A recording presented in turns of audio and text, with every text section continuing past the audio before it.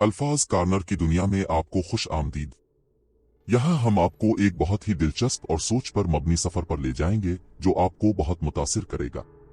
आज मैं आपको एक ऐसी लड़की की कहानी सुनाऊंगी जिसने जायदाद की लड़ाई में मोहब्बत की कुर्बानी दे दी। पहले पहल जब शाइस्ता से मुलाकात हुई तो मैं बहुत हैरान थी कि वो इतना कम क्यों बोलती है, धीमे धीमे लहजे में बात करती, इतनी खामोश तब लड़की मैंने कभी ना देखी थी। इसकी खामोशी के सबब उन्होंने इसको मगरूर समझ लिया और वो भरी क्लास में तन्हा रह गई, लेकिन मैंने इसी की हमनशिस्त बनना पसंद किया और उसकी खामोश शख्सियत से समझौता कर लिया। बिलाखिर उसने मुझसे दोस्ती कर ली। वो सिर्फ मुझसे बात करती, मैंने भी उसके सिवा किसी और को सहेली ना बनाया। यूं हम एक जान दो कालिब हो गए। रफ्ता रफ्ता मुझे इल्म हो गया कि वो खामोश तब और आदम बेजार बिल्कुल नहीं है। इसके माहौल ने इसे ये रवैया अपनाने पर मजबूर कर दिया है। शाइस्ता दरअसल एक जमींदार घराने से ताल्लुक रखती थी। एक ऐसा रिवायती खानदान जहां लड़कियों का ज्यादा बात करना मयूब समझा जाता था। इसे बचपन से ही कम बोलने की हिदायत की गई थी। इसकी मां भी कमगो, मध्यम लहजे में बात करने वाली, सहमी सहमी सी औरत थी। हालांकि वो एक प्यार करने वाली मां और बहुत अच्छी सोच रखने वाली खातून थी। लेकिन शाइस्ता का बाप एक रिवायती किस्म का जागीरदार था। भाई भी बाप के नक्श कदम पर चलते थे। उनके यहाँ दौलत की तो फरावानी थी, लेकिन औरत की पैदाइश को जुर्म जाना जाता था, तभी इस पर कई तरह की पाबंदियां आयद की जाती। ताहम ये शाइस्ता की खुशकिस्मती थी कि उनके यहाँ लड़कियों को पढ़ने से नहीं रोका जाता था, क्योंकि उनके लड़के आला तालीम याफ्ता होकर घरों को वापस आते तो अपने खानदान की लड़कियों से शादी से इनकार कर देते थे और बाहर से पढ़ी लिखी लड़कियां बीवियां बनाकर ले आते थे। इस सूरत हाल को देखते हुए बुजुर्गों ने अपनी बच्चियों पर से पाबंदी हटा ली और उनको कॉलेज और यूनिवर्सिटी में भी पढ़ने की इजाजत दे दी गई, इस शर्त के साथ कि वो किसी गैर लड़के को नजर भर कर भी ना देखेंगी। वो मुझसे कहती, सारा तुम नहीं जानती कि हमारा माहौल कैसा है। एक बात को बार बार समझाया जाता है। ऐसी बातों से हमारी शख्सियत आहिस्ता आहिस्ता मस्ख होकर रह जाती है। जिंदगी के बड़े फैसले तो कुजा हम अपने छोटे फैसले खुद नहीं कर सकते। शाइस्ता कैसी बातें करती हो, तुम्हारी बातें मेरी समझ से बाहर है। अब जमाना बहुत बदल गया है, न जाने तुम्हारा घराना किस दौर में रहता है। तुम अभी नहीं समझ सकती, लेकिन वक्त आने पर समझ जाओगी। खैर, मुझे अपनी दोस्त से गरज थी जो निहायत हमदर्द और अच्छी फितरत की लड़की थी। मुझे इसको देखकर दुख होता था। डर और खौफ उसके अंदर शामिल हो चुका था, खुद एतमादी रुखसत हो गई थी। इसकी बड़ी बड़ी आंखें अक्सर खाली खाली और वीरान नजर आती थीं। इसकी बातें कभी कभी मेरे लिए बहुत परेशानी का बाइस बनती थीं। मैं कहती, इतनी खुशकिस्मत तो हो कि तुम गांव से कॉलेज तक पहुंच जाती हो। वो कहती, बैरून मुल्क तालीम दिलवाना हमारे भाइयों का नसीब, और हम कॉलेज तक भी ना पढ़े तो तहजीब याफ्ता कैसे कहलाएंगे। जब मैंने कॉलेज में दाखिला लिया, मुझे भाई ने कहा था, कान खोलकर सुन लो, तुम्हारी आंखें सिर्फ किताबें देखने के लिए तुम्हारे साथ जा रही हैं। कान सिर्फ लेक्चर सुनने के लिए और हाथ पांव पढ़ाई के कामों में इस्तेमाल होने के लिए। अगर उनका जरा भी गलत इस्तेमाल हुआ तो आंखें निकाली जा सकती हैं, कान बंद किए जा सकते हैं और हाथ पांव तोड़े भी जा सकते हैं। उन्हीं बातों की वजह से वो क्लास फेलोज से बहुत कम बात करती थी। हमारे साथ बहुत अच्छे घरानों के तलबा पढ़ते थे। वो शाइस्ता से बात करने के ख्वाहिशमंद थे, मगर वो किसी की जानिब देखती तक न थी, जैसे कोई निगरां हर वक्त उस पर मुकर्रर रहता हो। इसके साथ आने वाला ड्राइवर और गार्ड भी सारा दिन कॉलेज से बाहर बैठा रहता था। वो एक ऐसी कैद में थी जिसकी कोई सलाखें न थी, मगर उसकी शख्सियत रोज ही टूटती और रोज ही बिखरती रहती। मुझे कभी कभी बहुत ज्यादा दुख होता था। हमारी क्लास में एक लड़का अख्तर था। वो बहुत सुलझा हुआ और बातहजीब, किसी अच्छे खानदान का चश्मो चिराग लगता था। होशियार और ज़हीन भी इस जैसा कोई ना था। पढ़ाई में हम अक्सर तालिब इल्म इससे मदद लिया करते। शाइस्ता को कोई परेशानी या मुश्किल होती तो वो मुझसे कहती और मैं उसका मसला अख्तर से हल करवा दिया करती थी। मैंने एक बात नोट की थी कि शाइस्ता कभी कभार किसी लड़के की बात का जवाब दे दिया करती थी, मगर अख्तर से बिल्कुल भी बात ना करती थी। एक दो बार अख्तर ने कोशिश भी की तो उसने बुरी तरह उसे झिड़क दिया। अख्तर बहुत अच्छा लड़का था। रफ्ता रफ्ता मेरी उसके साथ दोस्ती हो गई, मगर मुझे ये एहसास भी हुआ कि इससे दोस्ती करने की वजह से शाइस्ता मुझसे दूर हो गई है। जहां मैं और वो बैठी होती और वो आ जाता तो वो फौरन उठकर चली जाती थी। इस बात को वो भी महसूस करता था, मगर कुछ कहता नहीं था। एक दिन तो शाइस्ता ने हद कर दी। अख्तर क्लास में आया, वहां 2-3 तालिब इल्म और भी मौजूद थे। वो हमारी तरफ आ गया। मैंने सलाम किया। उसने जवाब दिया और कहा कि अब की सहेली सलाम का जवाब देने से ना आशना है, क्या इसको सलाम की फिजत किसी ने नहीं बताई। इसका इतना कहना था कि शाइस्ता ने आगे बढ़कर उसके मुंह पर थप्पड़ मार दिया और क्लास रूम से चली गई। सब हैरान रह गए। मुझे इस बात ने अफसुर्दा कर दिया। मैंने सोचा कि कल आएगी तो इससे बात करूंगी। मैंने अख्तर से पूछा, तुम ही बताओ असल मामला क्या है? आखिर शाइस्ता का गैर मामूली रद्द अमल तुम्हारे साथ क्यों है? वो चुप रहा, तब दिलजोई की खातिर में बोली, दरअसल तुमको पता नहीं कि ये किस घराने से ताल्लुक रखती है। उसका भी कसूर नहीं। हर इंसान अपने साथ अपना खानदानी पस मंजर लेकर आता है। कोई दूसरा ना समझे तो ऐसी बातें वकूअ पजीर हो जाती है। तब वो गोया हुआ, सारा, आपकी इत्तला के लिए अर्ज है कि मैं तुमसे भी ज्यादा उसकी फैमिली को जानता हूं, क्योंकि वो मेरी कजिन है। हैरत से मेरा मुंह खुला का खुला रह गया, ताहम उसने मसला ना बताया और चला गया। आज कैसा दिन था? मैं घर आ गई, मगर अभी तक जहन में आज के दिन का ये वाकया गर्दिश कर रहा था। कभी मुझे अख्तर का ख्याल आता और कभी शाइस्ता का। मैं सोचती रही कि आखिर शाइस्ता ने मुझे क्यों नहीं बताया कि अख्तर से इसकी रिश्तेदारी है। तमाम बातों ने मेरे जहन को उलझा कर रख दिया। तमाम रात परेशान रही। अगले दिन तो मेरी उलझन में और भी इजाफा हो गया कि दोनों ही कॉलेज नहीं आए थे। घर आकर शाइस्ता का नंबर मिलाया। मैंने कहा, शाइस्ता, तुम्हारे नाम का मतलब तो उजाला है, फिर क्यों तुमने मेरे दिल में अंधेरा भर दिया? इसकी आवाज भारी भारी लग रही थी, जैसे तमाम रात रोती रही हो। कहने लगी, अगर तुमने अख्तर के बारे कोई बात करनी है तो कोई बात नहीं हो सकती, लेकिन वो तो कहता है कि तुम उसकी कजिन हो। ये सुनकर वो एक लम्हे को सकते में आ गई। फोन में उसकी सांसों के अलावा कोई आवाज सुनाई ना दे रही थी। मुझे बताओगी नहीं तो यकीनन तुम्हारे दिल का बोझ तुमको गिरा देगा। मुझको दोस्त समझती हो तो बता दो। मैंने मिन्नत की। अच्छा, मैं ड्राइवर को भेजती हूँ, तुम आ जाओ। थोड़ी देर बाद ही इसका ड्राइवर मुझे लेने आ गया। मैं अम्मा को बताकर उसके घर चली गई। वो मुझसे मिलते ही रो पड़ी। काफी चुप कराने की कोशिश की, मगर उसके आंसू ही न थमते थे। पता नहीं इसने कितनी मुद्दत से जज्बात के मौजूर पानियों को रोका हुआ था। मैंने कहा, शाइस्ता, तुमने आज तक मुझे ना बताया कि अख्तर तुम्हारा कजिन है। ये बात तो मैं दर व दीवार से भी छुपाना चाहती हूँ। ये तब की बात है जब मैं पैदा भी नहीं हुई थी कि मेरा रिश्ता इससे तय कर दिया गया था। वो मेरी खाला का बेटा है और उसका बाप मेरे वालिद का चचाजाद है। अम्मा बड़ी और खाला छोटी थी। मेरा कोई मामू नहीं है। नाना की जायदाद की वारिस दोनों बेटियां थीं। बाबा और खालू का आपस में बहुत अच्छा ताल्लुक था और जमीन भी मुश्तरका थी।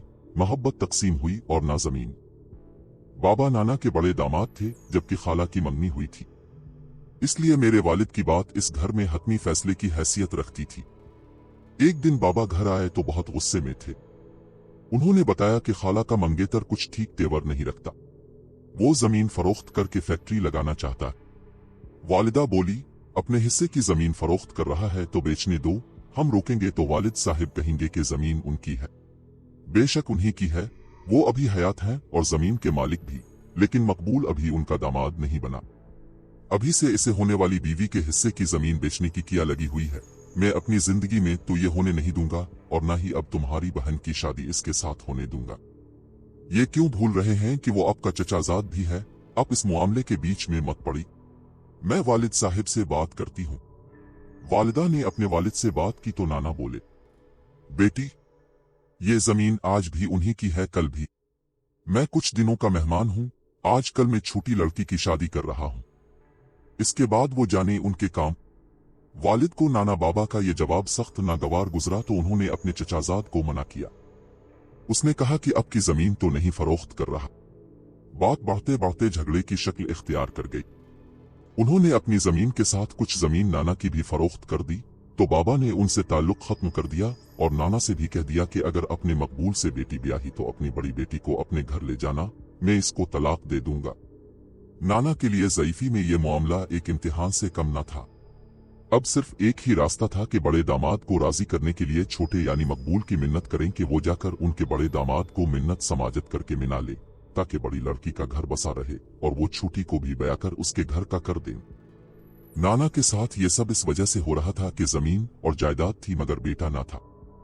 अगर कोई बेटा होता तो वो खुद इस मामले को समझ लेता नाना की उम्र उस वक्त 70 साल थी। वो भला क्यों कर जवान खून का मुकाबला कर सकते थे। बचपन की मंगनी थी, तभी खाला भी खौफ से मरी जाती थी कि कहीं मकबूल से इनकी शादी का मामला खटाई में न पड़ जाए। उधर मकबूल भी अपनी मंगेतर को न खोना चाहते थे। सारा फसाद जमीन का था जो मेरे वालिद का फैलाया हुआ था। वो जमीन की फरोख्त से नाला थे। जब भी घर में खाला की शादी का तज़किरा चलता, वो आपे से बाहर हो जाते और शोर मचा देते। दरअसल वो इस घर में अपने बड़े होने का फायदा उठा रहे थे। वो जानते थे कि बचपन की मंगनी के सबब खाला और मकबूल एक दूसरे को चाहते हैं। वो ये शादी न होने देकर अपने चचाजाद को जमीन फरोख्त करने की सजा देना चाहते थे। मजबूर होकर मकबूल मेरे वालिद के पास आए, अपनी पगड़ी उनके पैरों में डाल दी और कहा कि जमीन फरोख्त कर चुका हूं। आप राजी नहीं हैं तो ज्यादा रकम खरीदार को देकर जमीन वापस लिए लेता हूं। खरीदने वाला भी हमारा रिश्तेदार है, जरूर हमारी मजबूरी पर मान जाएगा, बशर्त ये कि अब नाराजगी खत्म कर दें। गरज खरीदार को ज्यादा रकम देकर जमीन वापस ले ली गई, मगर वालिद साहब दिल से राजी फिर भी ना हुए। बहरहाल खाला की शादी मकबूल चचा से हो गई। वालिदा ने खाला से अहद लिया कि अगर मेरे यहाँ लड़की हुई और अगर तुम्हारा पहला लड़का होगा तो तुम मेरी बेटी को अपनी बहू बनाओगी। खुदा की करनी शादी के 10 माह बाद खाला ने अख्तर को जन्म दिया। मैं अख्तर से 1.5 बरस बड़ी हूँ, लेकिन जन्मदिन से ही मुझे अख्तर के नाम का कर दिया गया था। इस रिश्ता पर तमाम खानदान वाले राजी थे। इसकी वजह वही कि एक तो दुश्मनी खत्म हो गई, दूसरी जमीन तकसीम न हो सकी। वक्त गुजरता रहा।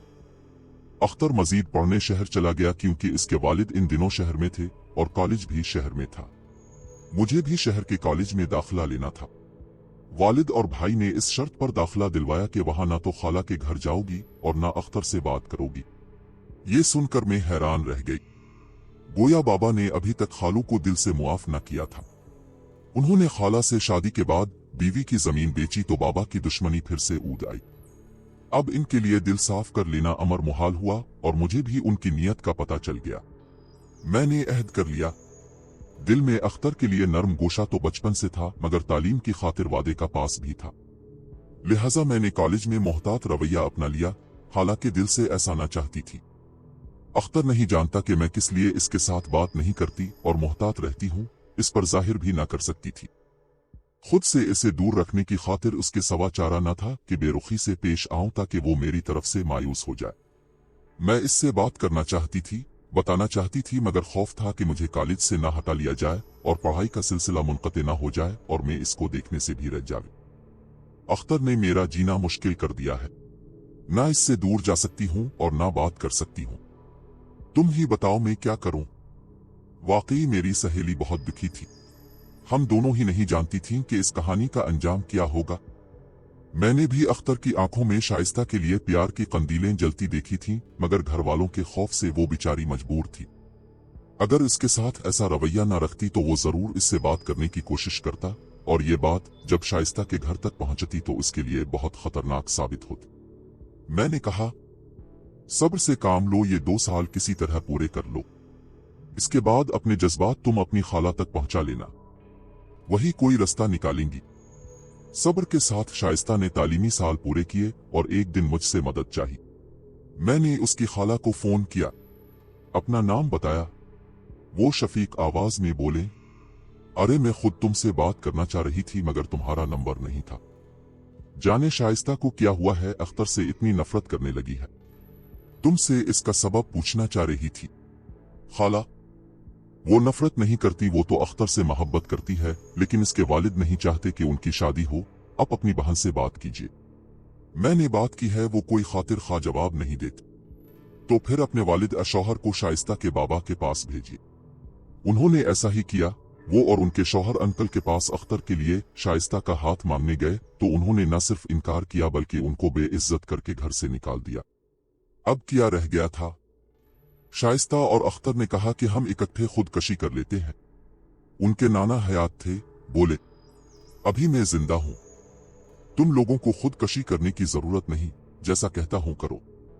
खालू मकबूल को भी अपनी बेइज्जती पर गुस्सा था।